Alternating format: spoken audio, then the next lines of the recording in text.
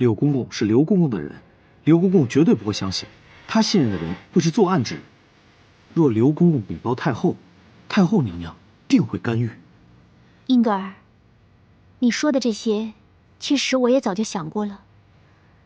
我也觉得，不能因为这件事让皇上和太后娘娘再有什么冲突。我还有一个新的想法。如今柳公公并不知道我们已经将他视为嫌疑之人，那我们就可以对他做出很信任的样子，让他明日一同参加审讯。这样我们也可以在审问中观察他的举止和反应。娘娘说的很有道理啊。柳公公自以为安全，反而越容易露出马脚呢。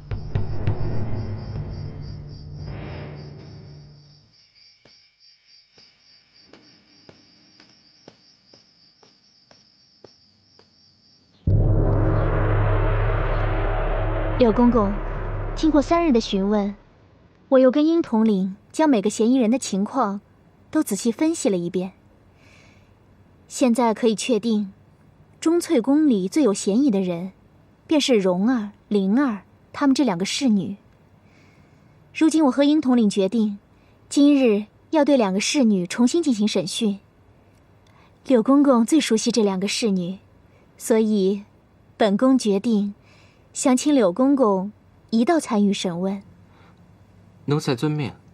娘娘找出了嫌疑之人，真是可喜可贺。若加以审问，再有殷大人的大刑伺候，钟粹宫下毒之人必定无可遁逃。柳公公，咱们之前一起审过此案，如今又要一起审案了，这真是缘分啊！奴才承蒙娘娘信任，真是感激不尽。奴才只能说，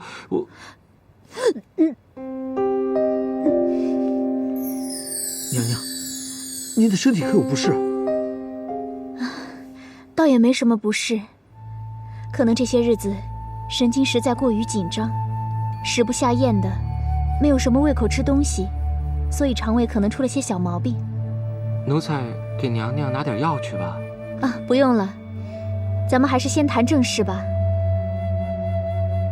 柳公公，麻烦你出去，先把那个灵儿带进来。这。太后娘娘，万岁爷已经同意德妃娘娘审查作案之人，现在已经确定了2个奴婢侍女为嫌疑之人。英格尔和钟粹宫的主管公公正在审问这2个嫌疑人。由他吧，想帮自己洗去罪名，这个心情可以理解。不过他以为他比哀家、比你刘光才还聪明，可以找到作案之人，那他就真想错了。奴才也觉得德妃娘娘要想找出这下毒之人，只能是痴心妄想。若真有人想陷害德妃娘娘，哪能那么轻易就查出来呀？查出下毒之人，还得靠刘光才你呀。太后娘娘过奖。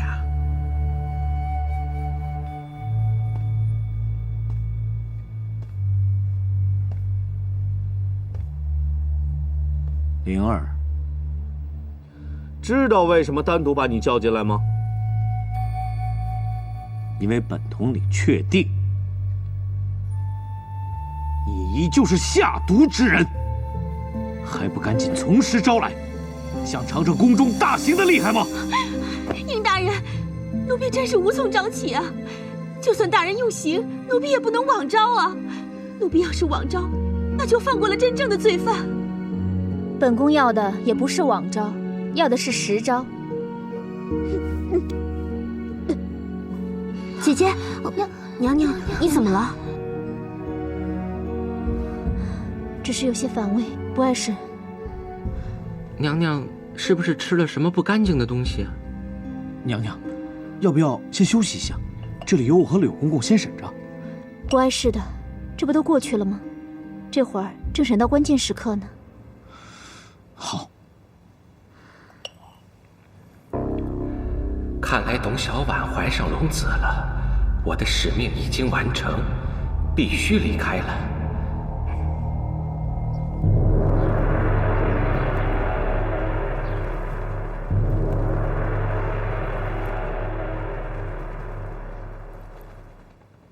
这也奇怪了，你说柳公公怎么还不来啊？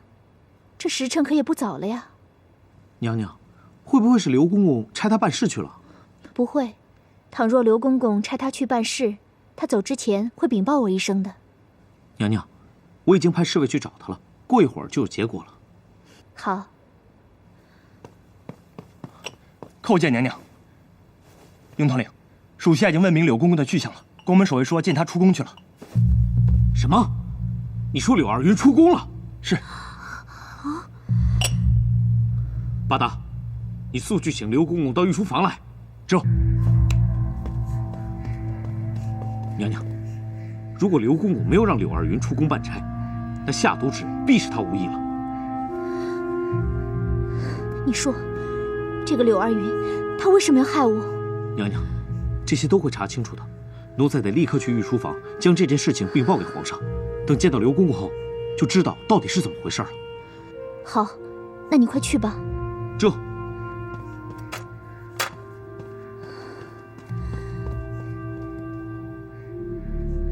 扣扣、婉儿，你们说，谁能想到那下毒之人，竟然是那个柳二云呢？只可惜让他给跑了。他肯定是察觉到有什么危险才会逃跑的。可是娘娘，您和殷大人都是瞒着他的呀。刘光才，你没让他出宫办差，人却跑了，就可以说明陷害德妃的人，定是这个柳二云。万岁爷，这件事情，奴才有罪有责。没想到，奴才信任的柳二云他……你先别自责，朕并没有怪你。现在当务之急就是要查清楚这个柳二云到底是被何人收买了，他的幕后主使是谁？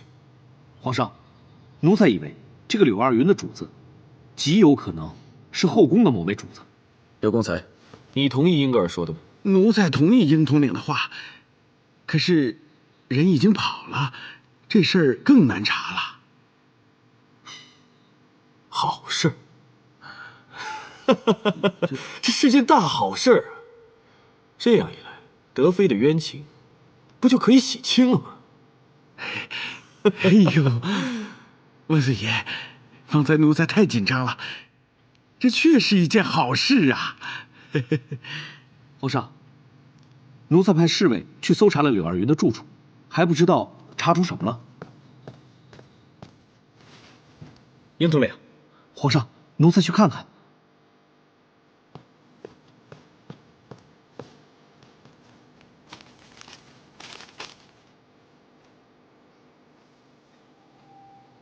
好，去吧。走。皇上，侍卫搜查了柳二云的住处，发现了一张条子。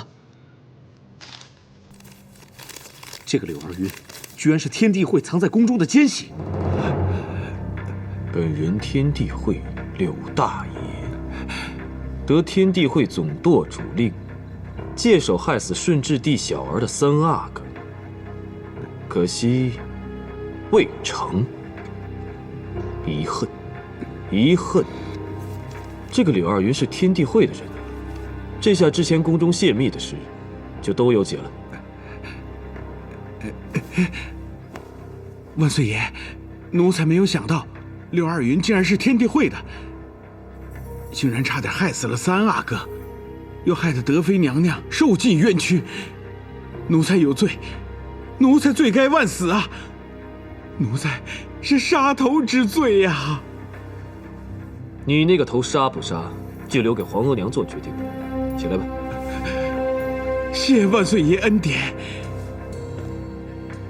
走，跟朕去慈宁宫，向皇额娘禀报此事。这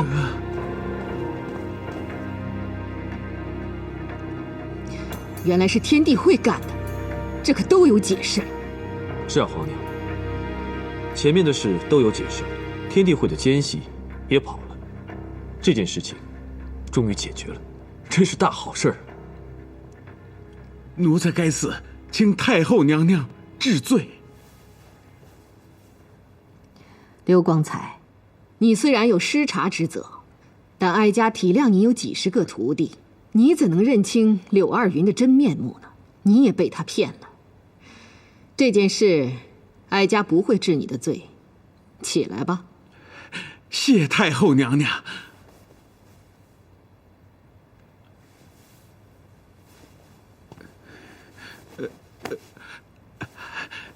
太后娘娘，奴才还是跪一会儿吧。奴才跪着，心里会好受一些的。那你跪吧。皇帝，这件事已经清楚了，德妃是被冤枉的，你是对的。额娘为这件事给皇帝道个歉。皇娘，您不必向儿子道歉。这件事情谁也没有想到会是天地会在里面做手脚。好在三阿哥并无大碍，而奸细逃跑之后也消除了隐患，多好的事儿！不过，儿子之前一直在怀疑这件事情是不是后宫的某位嫔妃干的。如今好了，这件事情解开了，证明儿子的想法是错的。儿子不用再疑神疑鬼的猜测身边的女人了。不止皇帝，到后来，额娘也怀疑过是某位嫔妃干的。如今事情清楚了，希望后宫不会再发生可怕的事。不过，如今还不能确定，宫中是否只有柳二云一个奸细。这个嘛，这段时间就会知道了。如果他真的有同伙，他总会行动吧。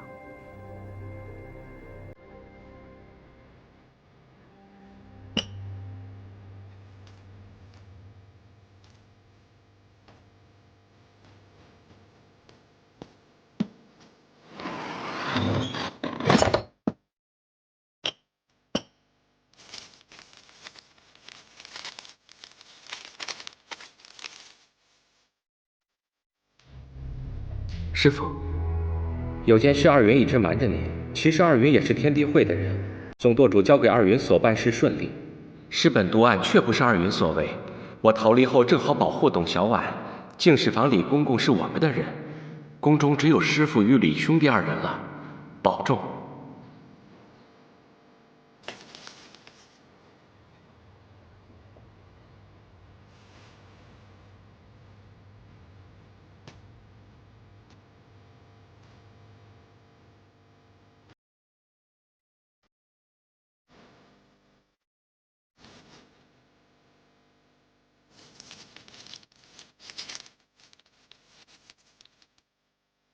奇怪，这柳二云说毒案不是他干的，那到底是谁干的呢？如此看来，三阿哥师本下毒案是别有玄机呀。难道总舵主还有什么事瞒着我？妹妹见过姐姐，姐姐急着叫我来，是有何事？贤妃，我刚刚得到消息，钟粹宫给师本下毒的人是那柳公公，他是天地会的奸细，想借董小宛之手害死三阿哥。竟然会有这样的事，那看来我们之前是错断了静妃和皇后了。这次姐姐的确是看走了眼，可是谁又能想到，这皇宫中居然还能有天地会奸细在里面活动。这宫中鱼目混珠的人真是越来越多了。属下拜见公公。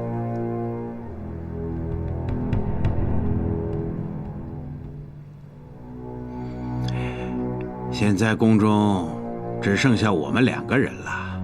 是，这宫中的天地会就只有属下和公公了。这总舵主办事真是周密之极呀！你在我眼皮子底下待了7、8年了，我居然不知道你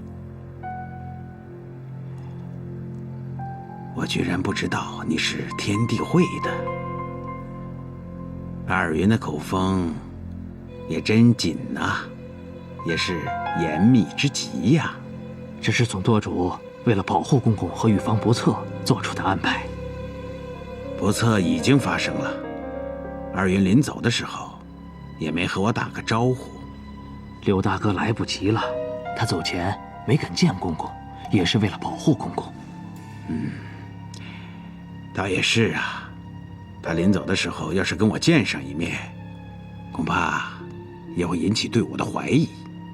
往后公公与外面联系，便由属下负责。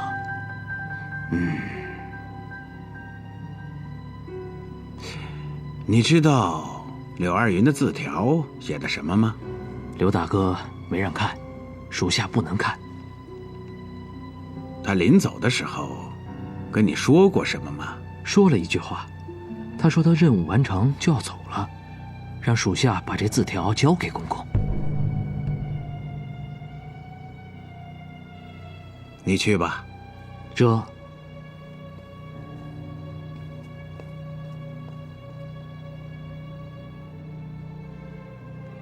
这李成贵也是什么都不知道。柳二云所说的任务是什么呢？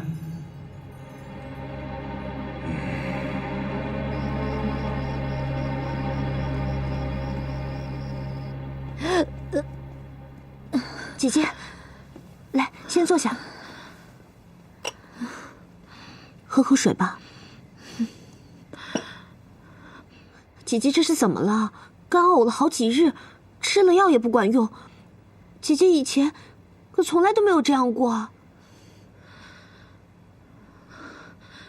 Coco， 姐姐可能有身孕了。啊？这怎么可能呢？姐姐不是一直都在服药吗？Coco， 你是知道的，我略懂一些女人方面的医症。姐姐这几日感觉身子很不对，这个月该来的没来，又恶心干呕了很多次。先前只以为是胃里出了小毛病不舒服，可是服了平胃的药却也没见好转。皇上每次歇驾钟粹宫，姐姐都服过金太医给的药啊，都是Coco服侍姐姐服用的。我也不知道是怎么回事啊。我在想，是不是皇上那边的药被皇上自己动了什么手脚啊？姐姐，你糊涂了，这可是天大的喜事儿啊！姐姐的冤情已经洗清，而且地位也稳固了。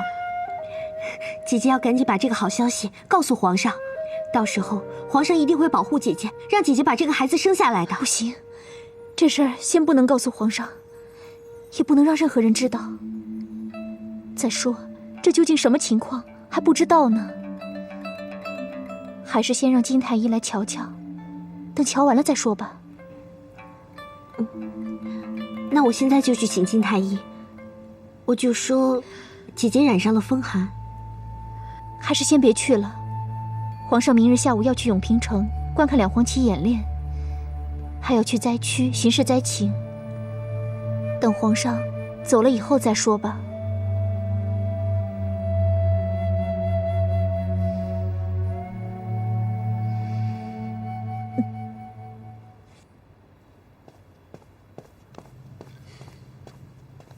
参见皇上。出行之事，准备的怎么样了？都准备好了。皇上真是勤政，临出行前还在批阅奏章。这么多奏章，朕不抓紧批阅，你来替朕批啊？奴才不敢。好了，时辰差不多了。临走之前，朕要同皇额娘和德妃告个别。皇上，奴才耽搁点您时间，有事禀报。没时间听，路上再禀报吧。皇上，奴才想现在就禀报。奴才想求皇上一个旨意。什么事儿啊？这么急，不能等啊！说吧。皇上，奴才禀报这事儿不宜让任何人听见，奴才到里面去禀报，好吗？什么？你怀疑刘光彩有问题？你想暗查他，还想派人监视他？林可，你疯了！皇上，奴才知道这个想法很荒唐，可奴才觉得还是必须向皇上禀报一下奴才心中的疑虑。你不是一般的荒唐，你是荒唐至极呀！你知不知道刘光才是皇额娘最信任的人，就像朕信任你一样。奴才知道，可自从出了柳二云这件事之后，奴才想，会不会太后娘娘也偶有失察的时候啊？英格尔，你是说皇额娘也被刘光才给骗了？朕告诉你，绝不可能。奴才知道，刘公公是天地会的可能性极小极小，可事情太重大了，宁错一万，不错万一啊！宁错一万，不错万一，这个成语用得好，用得妙。皇上，奴才是认真的。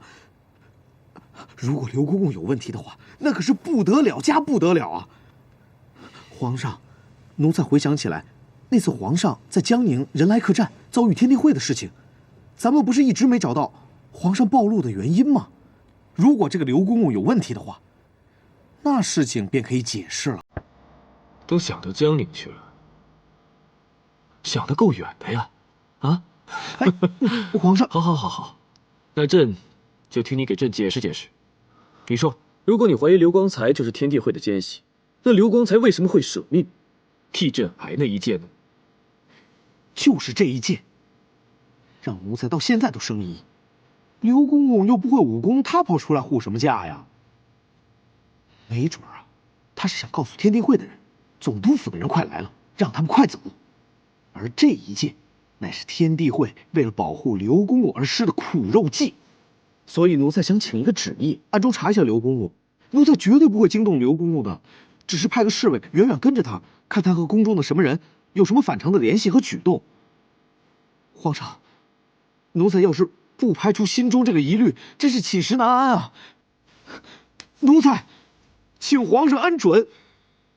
为了不让英格尔寝食难安，能好好的保卫朕，朕准你这个愚蠢的行为。不过，你办这件事的时候，一定不可以让任何人知道，更不可以露出任何马脚。这样的话，就不会让刘光才察觉。如果让皇娘知道，皇娘一定会很生气，别给朕丢脸。皇上放心。皇帝外出这几日，要注意安全和休息。皇娘放心，儿子一定会注意的。皇帝将苏娜支出去了，是有什么话要对额娘说吗？皇娘，那儿子就直说了。儿子这次去永平城看两黄旗的将士们，可儿子至今还没有亲掌两黄旗。儿子面对那些忠诚勇猛的将士，心里不是滋味。所以儿子想问问皇额娘，儿子什么时候才能得到旗印？皇额娘可有心理期限吗？旗印这件事，皇帝再等上4、5个月吧。不错，额娘可以随时交出旗印，但额娘要对议政会议负责。还要这么久啊？儿子以为德妃的冤情已清，议政会议也不敢再说3道4了。皇帝，议政会议交旗印的时候明确提出，要看看皇帝是否完全自觉自愿地遵守2条亲笔约书。因此，额娘不能太快交出旗印。额娘也希望交出旗印的时候，能让大多数议政大臣心服口服。如果这段日子皇帝都做得很好，而议政会议里有人做得不好，那这个两黄旗旗印，皇帝就会收得圆满无争，皇帝的宏图大愿也可以进行得更顺利些。皇娘，您说议政会议里有人做得不好，这话何意啊？这个皇帝你无需多问，皇帝只需安心地处理朝政。皇帝必须要做到，绝对不可以让德妃怀孕，绝对不能让德妃的地位有任何改变，绝对不能偏宠德妃，冷落各宫。额娘将狠话说在前面，如果皇帝再违约，又做出什么事来的话，额娘为了大清江山，绝对不会交出旗印。儿子知道了。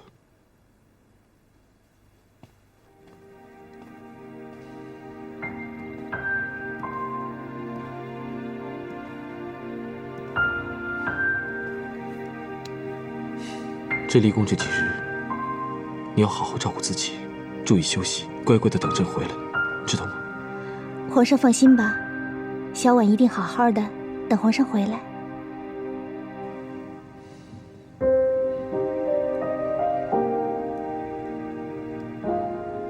朕看你脸色不太好。对了，朕想起来了，朕听英格尔说，你这几日胃不太好。可能前些日子在慈宁宫没休息好，吃东西也没胃口，也许是伤了胃了。皇上，你可别怪皇额娘，皇额娘审查案情，小婉受点委屈也是应该的。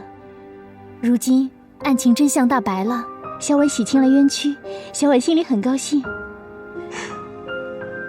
朕也很高兴。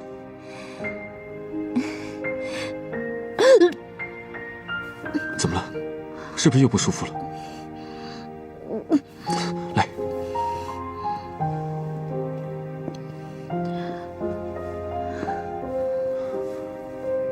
怎么回事啊？不是已经服过药了吗？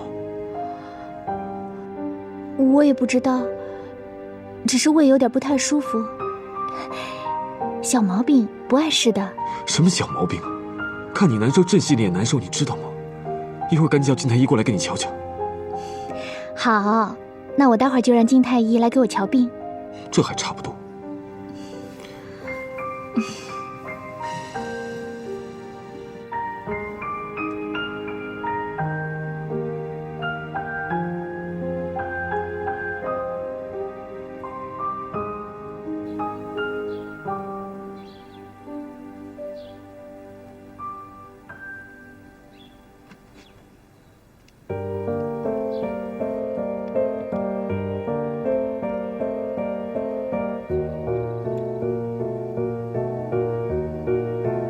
金太医，从我这脉象，能看出什么症状吗？现在还不能确定。娘娘的脉象有点奇怪啊。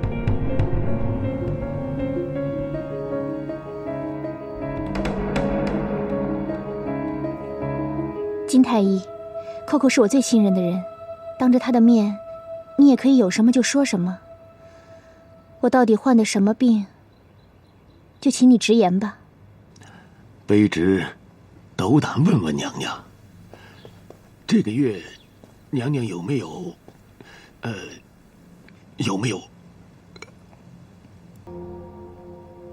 那这事儿也太奇怪了吧。姐姐，是天意啊，是天意让姐姐怀上皇上的孩子的。什么天意？我看这里面定有原因。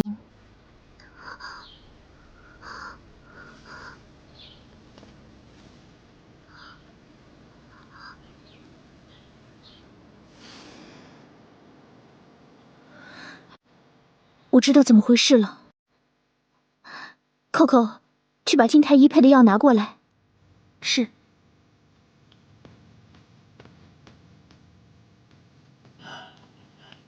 金太医，你看一眼，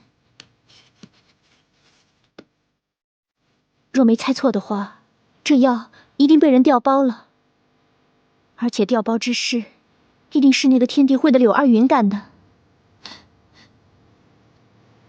这药丸的外观跟卑职的一模一样，不过气味有点区别。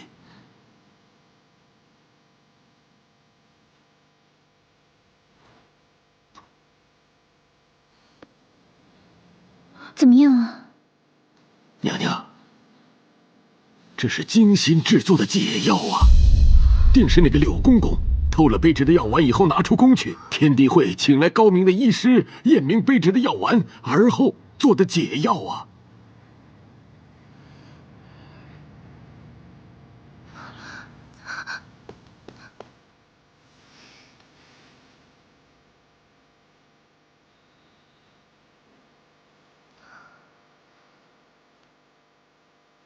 金太医，此事你绝对不可以禀报给太后娘娘，等皇上回来以后，便没有你的事了。Coco 姑娘，这事卑职本来就无过失，可太后娘娘要是知道了，那可不得了啊！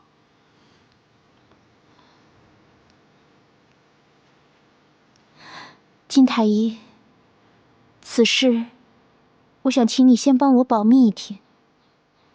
这件事实在太突然了，一时之间我做不了抉择。麻烦你明天再过来，明天我再把我的决定告诉你。娘娘放心，卑职一定替娘娘保密。卑职明天再来。Coco，送送金太医。是。金太医，请。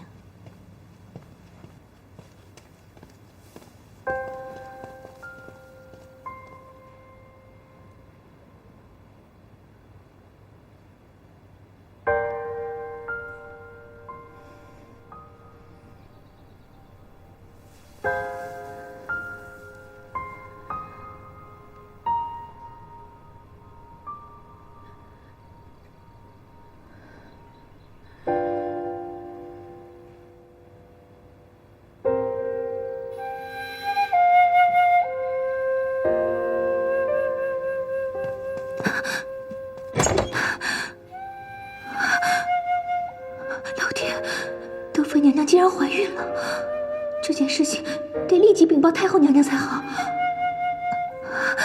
可是太后娘娘知道以后，定会逼着德妃娘娘立即打掉孩子。皇上回来时，这孩子肯定也已经没了。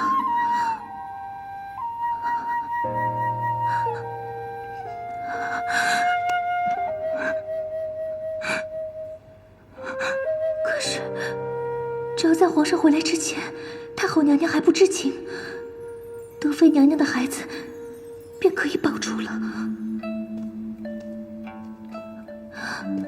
若是德妃娘娘能够生下这个孩子，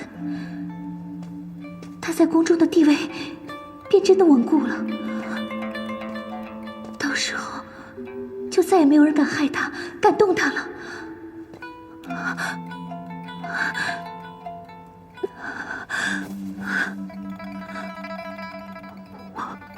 我并没有听见这次谈话，我什么都不知道，什么都不知道。对，我什么都不知道，不知道。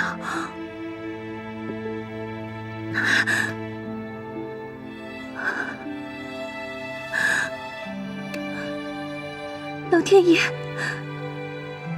娘娘她好艰难才怀上这个孩子，婉儿求求您保佑德妃娘娘，让娘娘顺利将孩子生下来。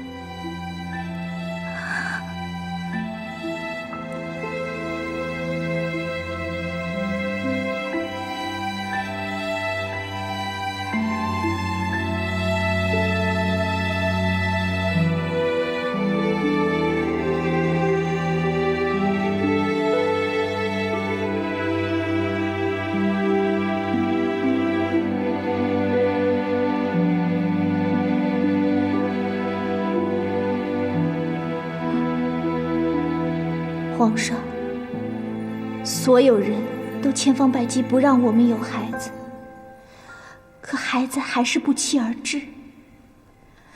我好想留下他，把他生下来，然后我们一起把他养大。我相信这世上再没有比这个更美好的事情了。这简直就是老天爷给我艰苦的宫中生活送来的一份甜蜜礼物。可是，皇额娘会允许吗？王公大臣们会允许吗？你没有到手的玺印会允许吗？孩子，额娘保护不了你，额娘对不起你，额娘对不起你。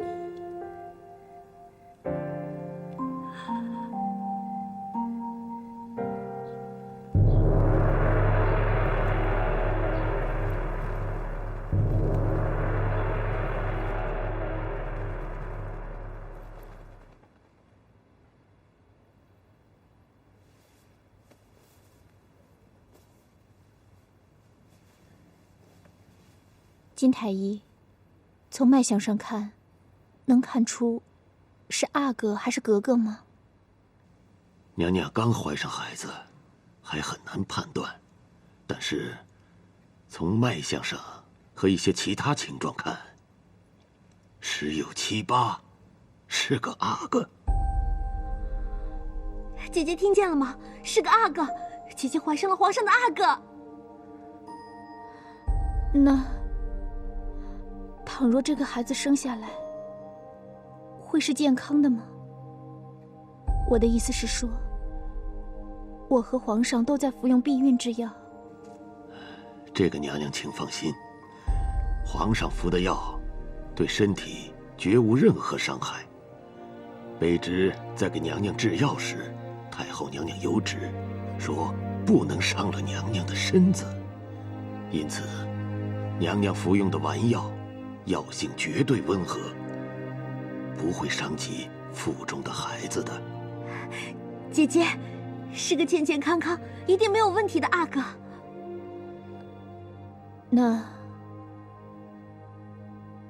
倘若我将这个孩子打掉，往后还能再生吗？卑职如实禀报，娘娘已经服用了一段时日的避孕之药。这次若打掉孩子，对往后的生产肯定会有极为不利的影响。但是，也还未到一定不能再有身孕的地步。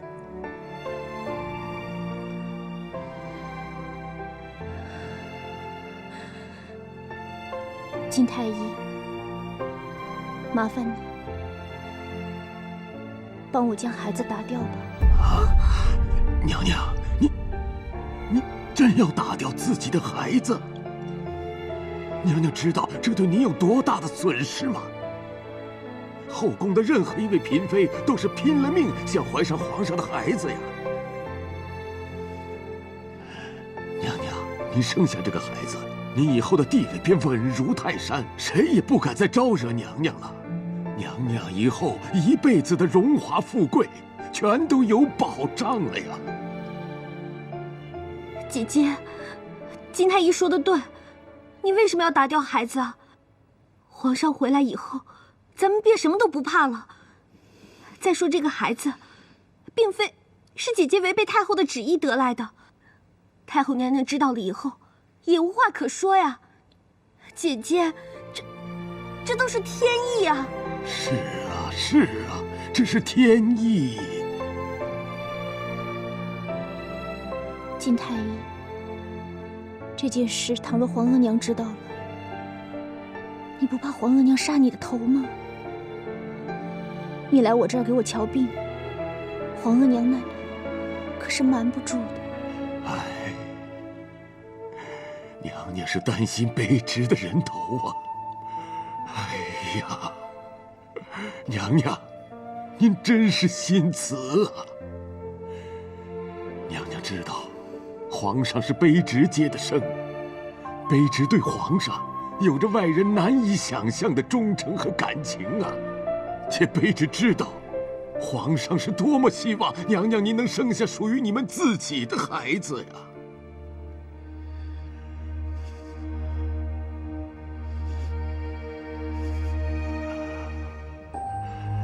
卑职年迈了，死不足惜了。金太医，本宫担心你只是其一，我最担心的便是皇上会为了孩子和皇额娘还有议政会议再起什么激烈的冲突。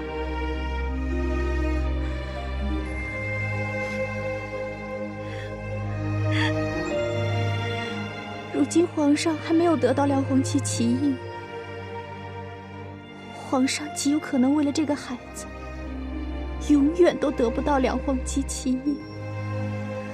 如果皇上不能亲掌两黄旗旗印，这将意味着皇上永远不是真正的君王。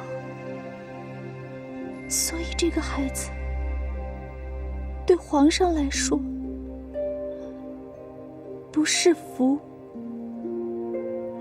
而是祸呀。本宫怎么能让这个孩子毁了皇上呢？娘娘，您说的这些，卑职都懂。卑职最担心的也是这个事儿啊。可如果您打掉这个孩子，娘娘的牺牲就太大了。娘娘，卑职方才未敢将话说透啊。以娘娘的状况，若打掉这个孩子，以后再想有身孕，怕是万难了。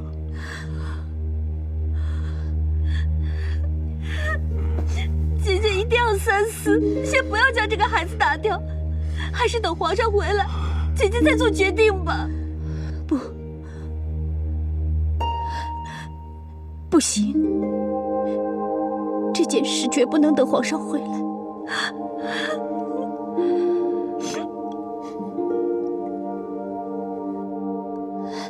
Coco，金太医，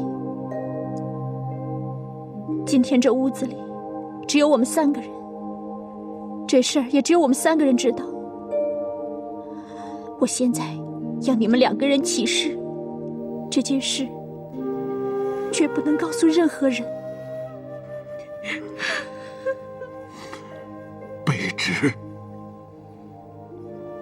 卑职起誓。姐姐，Coco不能起誓。Coco，你要是不起誓，我便没有你这个妹妹。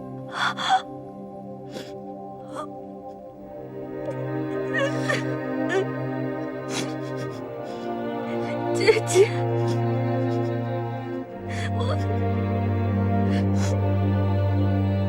我起誓。金太医，劳烦你，现在就回太医院拿药。今日我就要打掉这个孩子。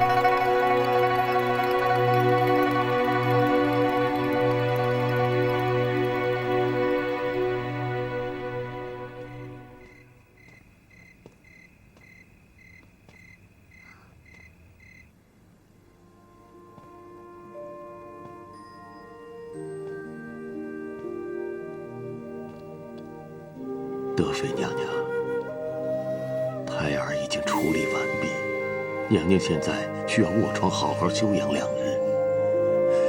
卑职对外就说，娘娘患了较重的风寒。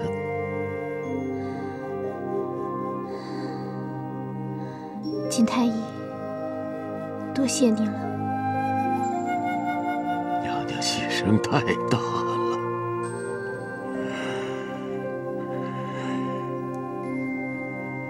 一个阿哥就这么没了。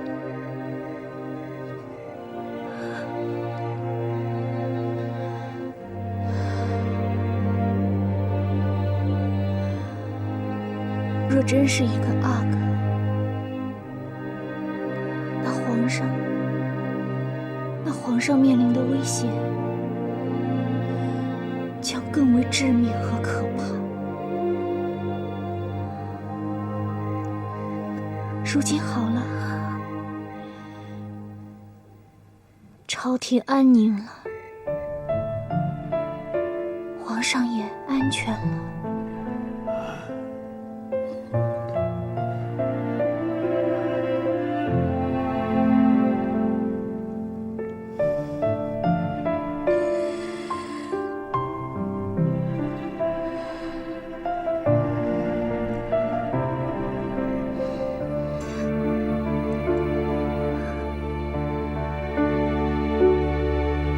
德妃竟然打掉孩子！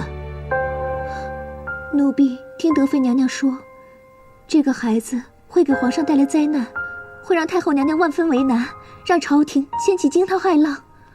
因此，德妃娘娘让金太医尽快处理了这孩子。姑姑，德妃这是爱皇上爱到至深，也是对姑姑孝顺到极点，才会这么做的。德妃竟如此决绝，处理了腹中的孩子。婉儿，是不是金太医告诉德妃，因为她一直服药，这生下来的孩子也不会很健康，德妃才让她处理了这孩子？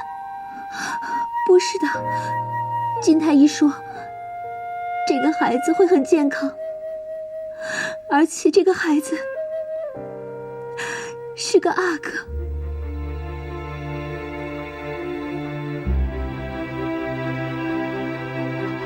阿哥，姑姑，德妃的胸怀和付出，真是感天动地啊！苏娜，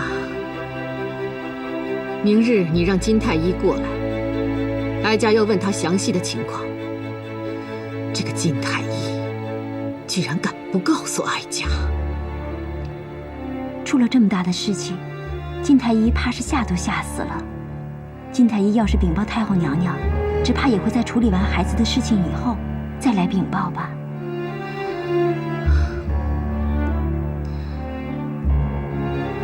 婉儿，你快回去吧，别让人觉察你来过慈宁宫。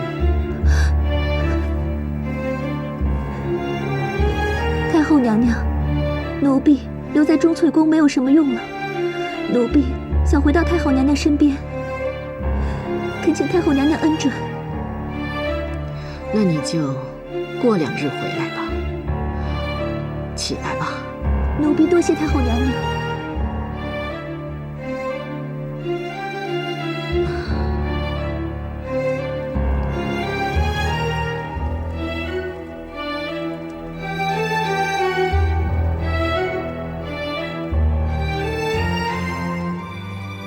哟，金太医啊，您这是去哪儿啊？怎么没带药箱啊？卑职去慈宁宫见太后娘娘。哟，怎么了？太后娘娘凤体欠安吗？卑职也不知道太后娘娘有什么事，我先走一步。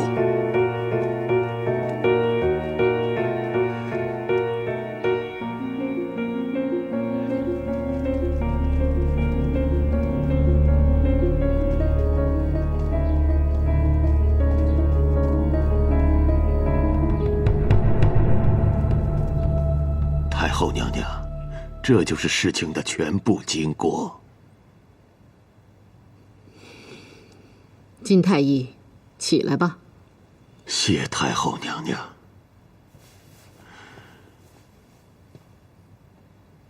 太后娘娘，臣实在没有想到，天地会会如此的厉害，竟将臣的药丸调了包。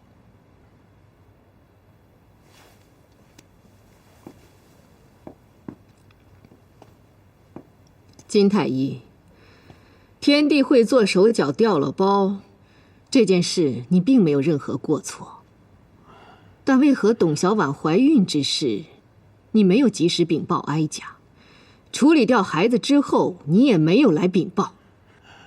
太后娘娘，德妃娘娘逼着臣和她的贴身侍女口口发誓，不让我们说出她怀孕和打掉孩子的事。臣想，这事儿不会有人知道，兴许不必惊动太后娘娘。可未料到，婉儿听到了谈话。德妃让你们发誓，不可以对任何人讲。哀家还以为他会让你处理掉后禀报哀家这件事，他可以在哀家这里得到极大的好处。太后娘娘，臣斗胆替德妃娘娘说句话。德妃娘娘真是为皇上、为朝廷大局、为孝顺太后娘娘做出了极大的牺牲啊！臣告诉过她，她如果这次打掉孩子，以后想再怀上，怕是很难了。可德妃娘娘还是毫不犹豫地让臣帮她处理了孩子。太后娘娘圣鉴呐！德妃娘娘的行为，这后宫任何一位主子，谁能做得到？谁怀上了皇上的龙子，还不得意之至，恃宠而骄啊！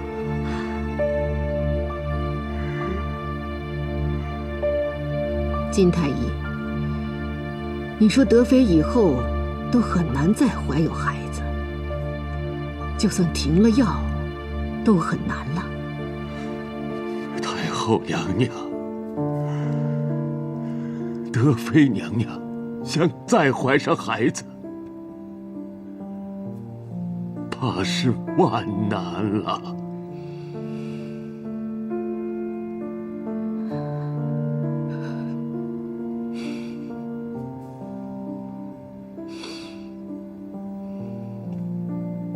这件事不可以让任何人知道，包括皇帝。如果有谁出一点差错，哀家定让他的脑袋保不住，明白吗？太后娘娘放心，臣明白。你先下去吧。谢太后娘娘。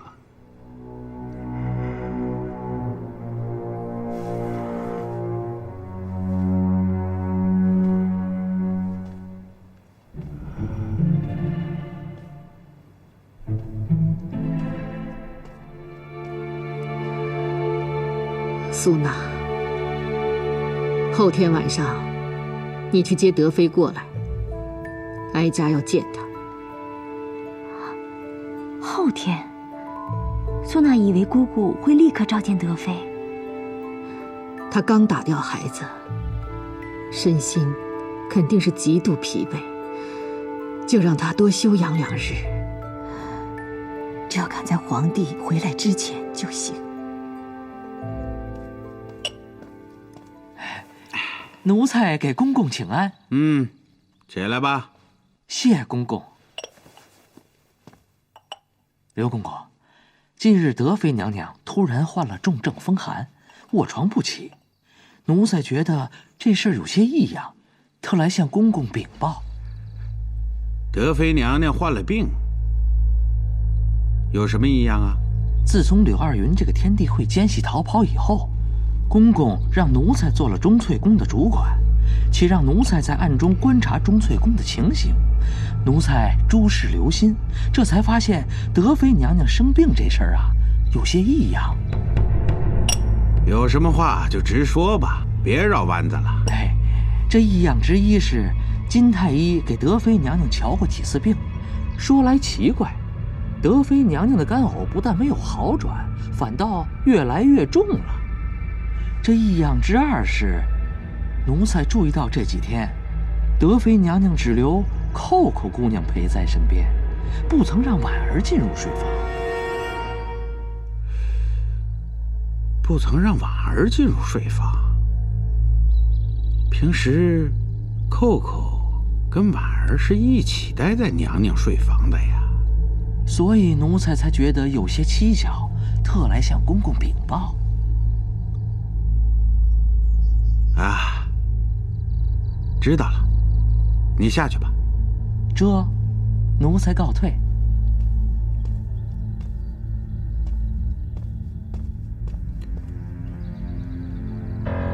这么说，德妃确实有些异样。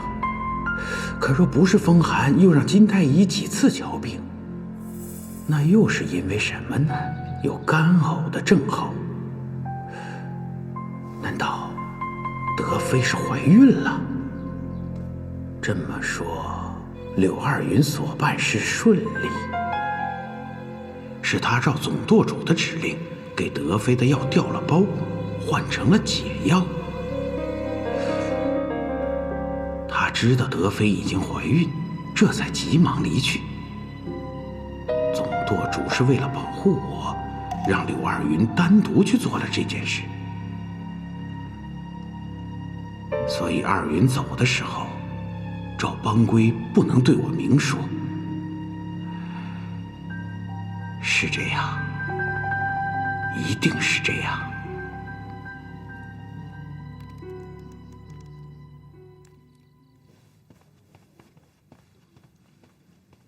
见过德妃娘娘。刘公公免礼吧。谢德妃娘娘。德妃娘娘，奴才忙着处理一些事务，所以好久没来钟粹宫给德妃娘娘请安了。奴才得知德妃娘娘患了中风寒，赶紧过来问安。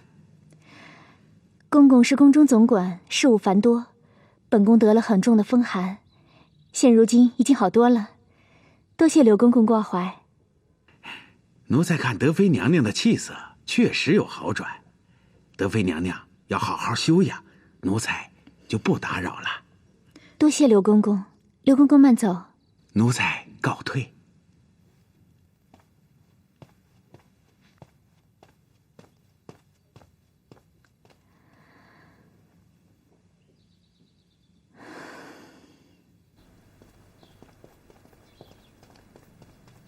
看德妃那身子的情形不正常啊，难道德妃让金太医把孩子给打掉了？这事干系太大了，一边是皇上，一边是太后，我就当毫不知情，装聋作哑吧。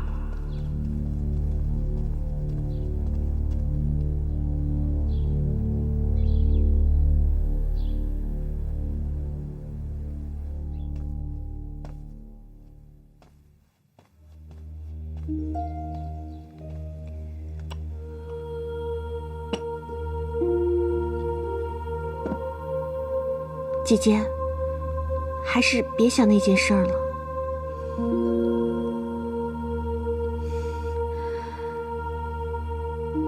不想了，姐姐不想了。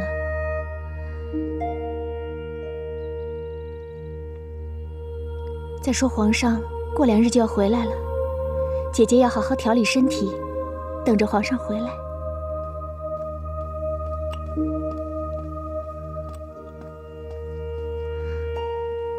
娘娘，兰贵妃娘娘和荣贵妃娘娘来看娘娘了。2位娘娘都来了。娘娘风寒未愈，是否要请他们改日再来？是啊，姐姐，还是让他们改日再来吧。 2位娘娘好心来看我，姐姐怎能将他们拒之于门外呢？走吧。陪姐姐出门去迎迎他们。好久没有见到童姐姐和果真妹妹了，两位好姐妹今天过来，小婉真心高兴啊。婉儿，去拿点心。是。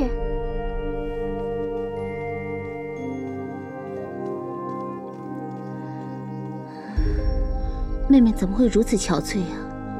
我还想着冤案洗清了，妹妹定会十分欣慰才是。是啊，董姐姐，这上次妹妹来看你的时候，冤案尚未洗清，可是那时候的样子也比现在好很多呀。我样子虽然憔悴，可毕竟冤案洗清了，我心里呀还是很欣慰的。只是前些日子实在过于紧张了，所以呀，这一放松下来，反而感到更加疲惫。这不，这2日又染了较重的风寒。哎呀，妹妹得了风寒，我们来的真不是时候。那妹妹可要好好休息啊。要不我们改日再来看妹妹吧。没事的，童姐姐，你们就留下来，咱们一起聊聊天儿。有你们在，我这心里高兴，没准一高兴啊，病还好得快一些。董小婉的样子不像仅是患了风寒，难道她又遇上了什么事？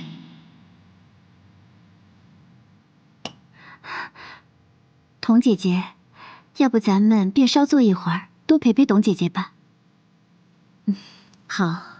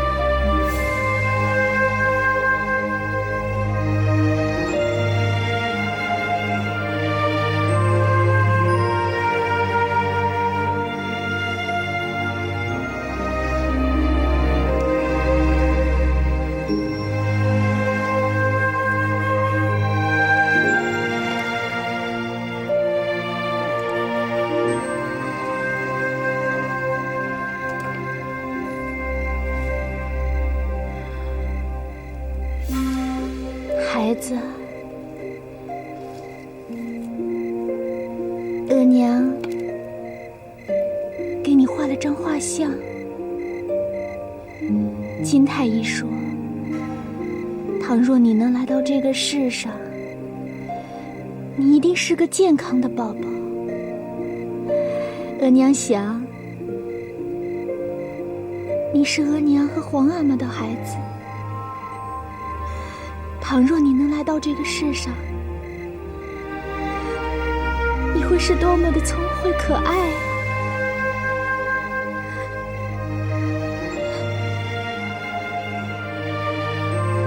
孩子，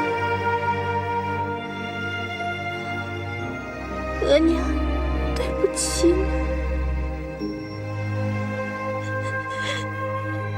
是额娘没能让你来到这个世上。孩子，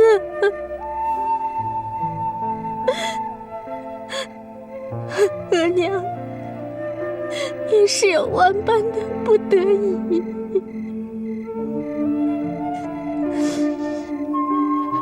额娘多么希望你能来到这个世上啊！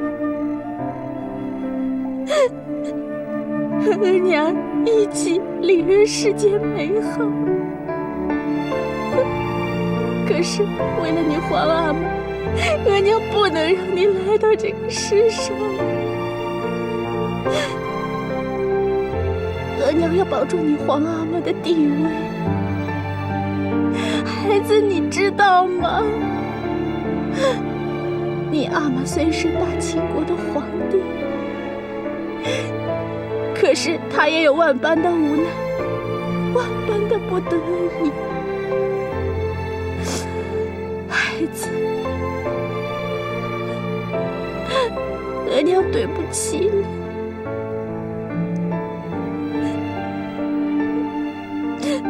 额娘不求你原谅，额娘只希望你在另外一个世界里可以生活的健康快乐。额娘愿你来生寻得一户好人家，额娘为你祈福。我的孩子，额娘对不起你，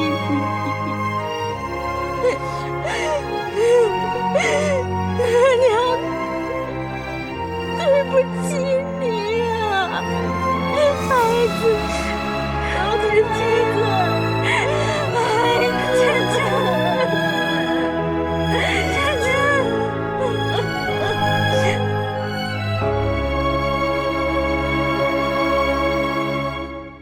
皇额娘，这董小宛的样子看来不仅仅是受了风寒，臣妾以为她一定是出了什么事，所以特地前来向皇额娘禀报。你是多虑了，董小宛有什么事啊？就是疲累加上风寒。金太医诊断说她风寒比较重，所以伤了身子，因此显得憔悴些。原来董小宛没什么事，那臣妾就放心了。果真，你因为亲近董小宛，受到大家的奚落和歧视，你的功劳额娘都记在心里了。皇额娘能原谅臣妾单纯不懂事，臣妾也是感激不尽。臣妾可以为皇额娘排忧解难，那可是臣妾的福分呢，哪里还敢说什么功劳？你去亲近董小宛这件事，正好帮额娘化解了很多矛盾，这也算是把坏事变成了好事。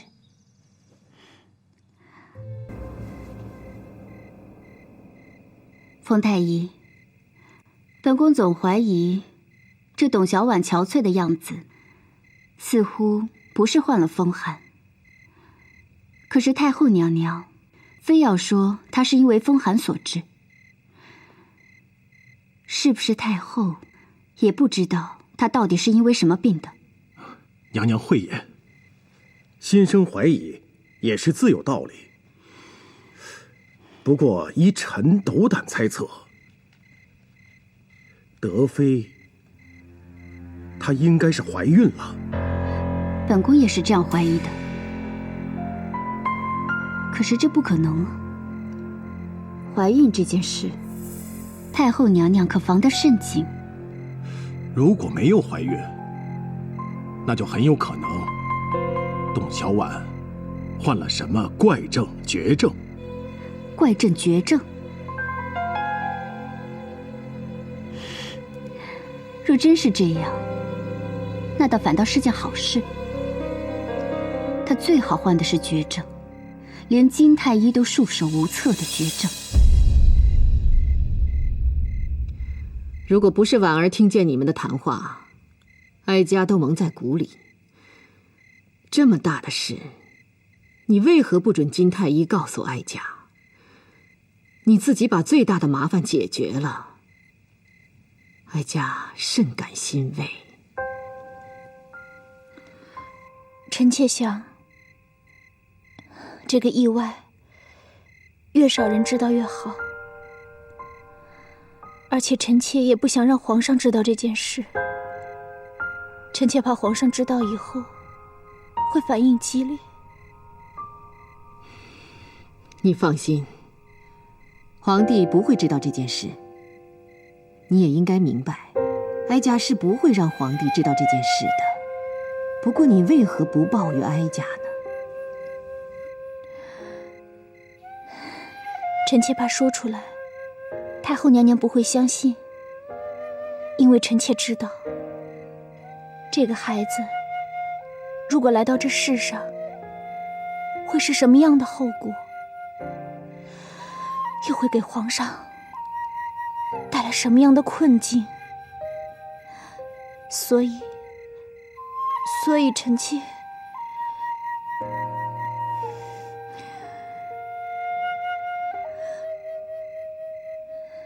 太后娘娘，臣妾没有想过用这件事和太后娘娘交换任何好处。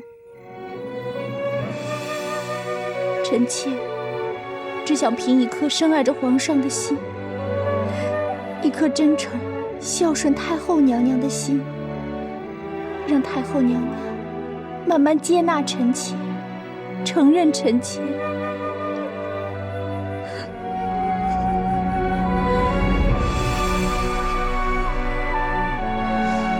你不必再叫我太后娘娘，叫我额娘吧。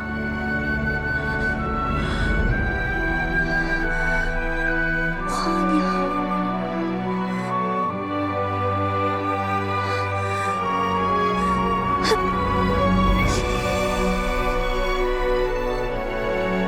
这里只有我们2个人，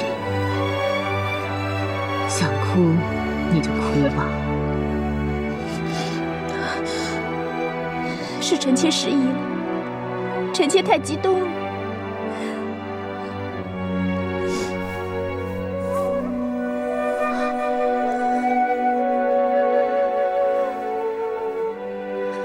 臣妾多谢皇额娘。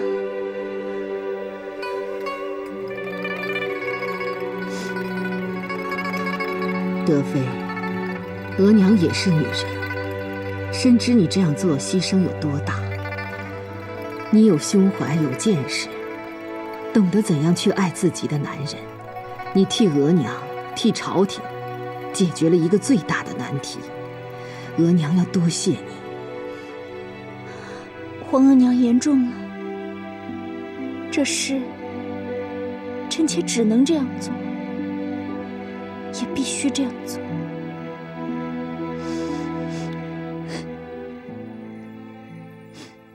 主子，董小婉得的到底是什么病？过段时间自然会知道的，您不必心急。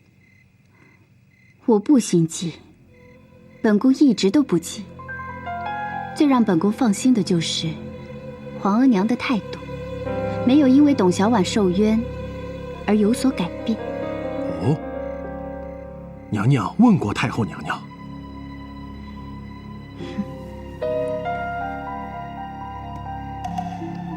那是自然了，本宫今天就已经去问过皇额娘了。可是皇额娘的反应极大，她说这是2码事。看来这董小婉依然没有好日子过。主子，董小婉这汉女的身份永远不会改变，她在宫中的日子自然不会好过的。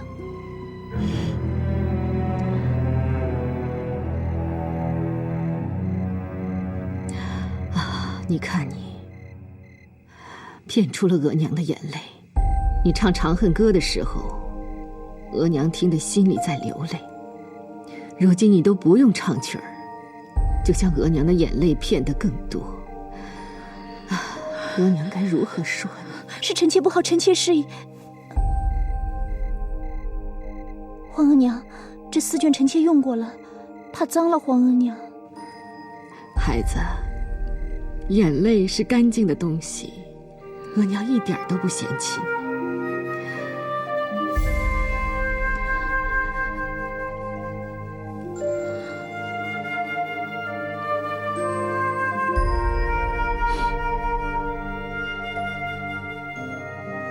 如今，你去除了额娘的心结，额娘决定，等皇帝回来，额娘就把2黄旗旗印交给他。这个功劳是你的，但是我们不能让任何人知道这里的原因，你明白吗？皇额娘放心，臣妾一定不漏一点口风。好。如今大清的前庭后宫局面非常复杂，额娘要解决一些致命的隐患，因此一段时间内，额娘对你还会和从前一样，不会有明显的变化，这个你要有所准备。皇额娘放心，臣妾明白，朝廷的危机都是靠皇额娘去化解的，臣妾一定全力配合皇额娘。好，如今我们有了我们俩的秘密，这个秘密，你对皇帝都要保密。臣妾领旨。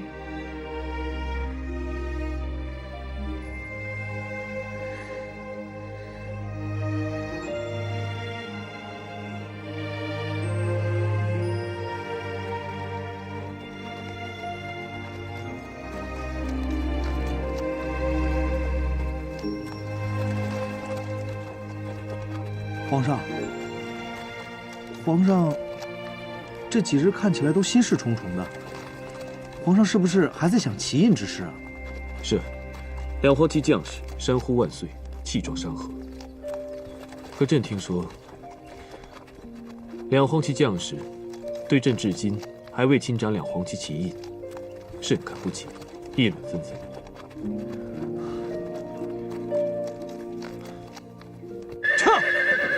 撤！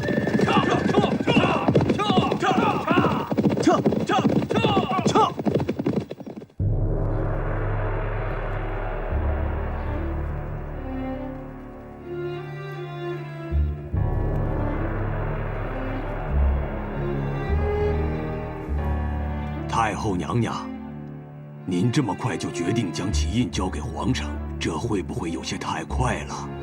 太后娘娘，当初议政会议将旗印交给太后娘娘的时候，太后娘娘答应再观察一段时日的。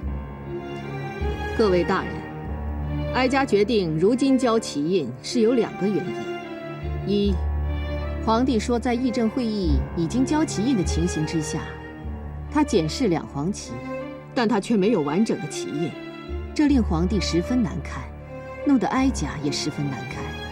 太后娘娘，恕臣直言，皇上的反应是意料之中的，一段时日的观察也是必要的。太后娘娘为江山社稷，不能心软啊！哀家一定让皇帝保证遵守约书的承诺。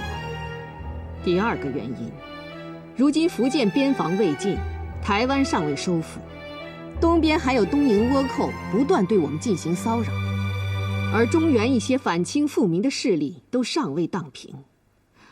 我大清皇帝亲掌两黄旗旗印的意义不是很清楚了吗？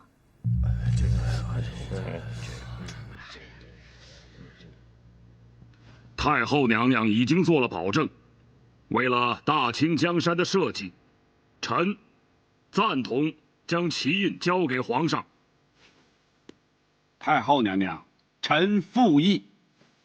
太后娘娘说，保证遵守约书，臣也附议。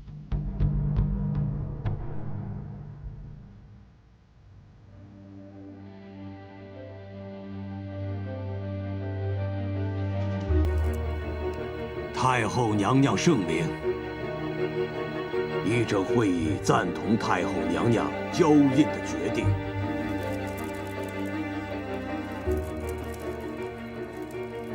太后娘娘圣明。哀家多谢各位大人，多谢议政会议，起来吧。谢太后娘娘。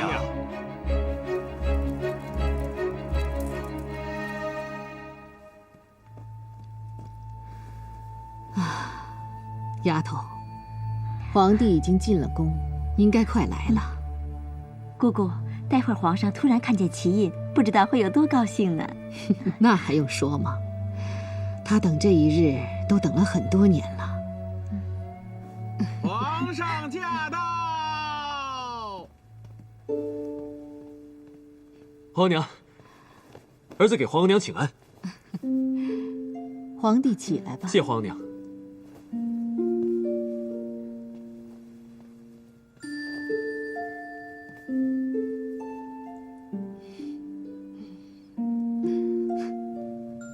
皇额娘，您什么事儿这么高兴啊？